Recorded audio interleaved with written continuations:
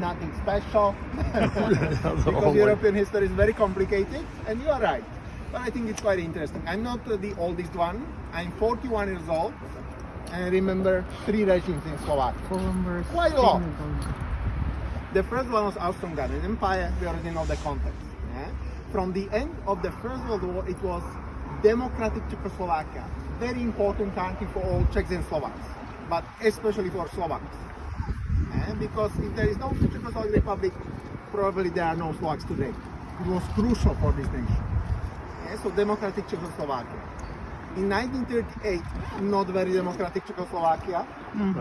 Yep. The Second Czechoslovak Republic. They were preparing for bad times, I would say. During the Second World War, there was no Czechoslovakia.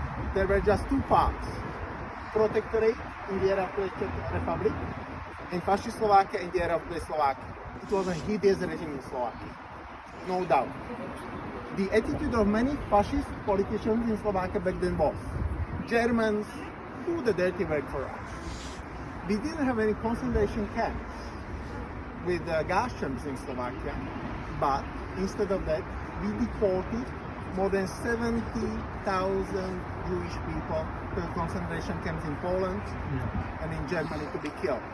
We even paid for them. Oh, wow. It was a price for a human life. Yeah. The price was 500 Reichsmarks. It's quite difficult to imagine the amount in today's money, but back then it was $1,300. A hideous regime. Another hideous thing about this regime was that this regime was strongly connected to the Catholic Church. And he's strongly connected because our president back then was a Catholic priest. Joseph The is implications are pretty awful. very strange, even for Europe. Fortunately, nothing is black or white in history. And the society back then was very divided. A big part of the society pro-fascist, and the big part of the society anti-fascist. And because of this, we had a big anti-fascist movement here. We call it Slovak National Uprising. It was a partisan war, and many places in Slovakia are named after this movement today. One of the places is the UFO bridge. The official name of this bridge is Slovak National Uprising. Yeah, so we are a fascist country during the Second World War. After the Second World War, we became part of democratic Czechoslovakia once more, the Czechoslovak Republic. There are very important elections in 1946.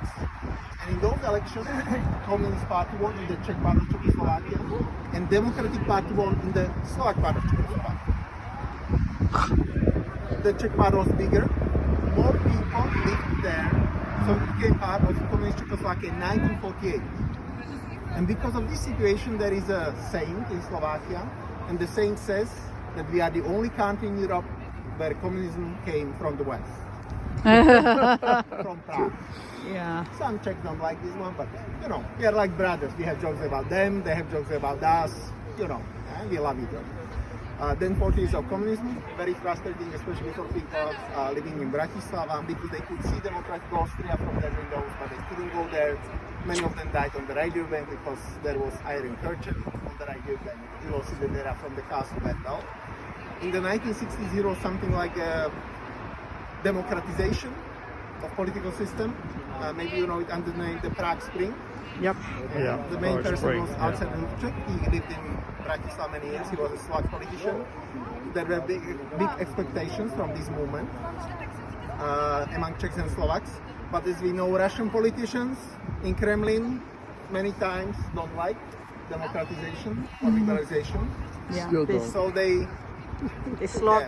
Yeah, They send their tanks. crazy war in Ukraine. Yeah? So they sent here 5 armies from 5 different countries from the Eastern Bloc, and we had so-called Russian occupation of Czechoslovakia in 1968. It was a breaking point.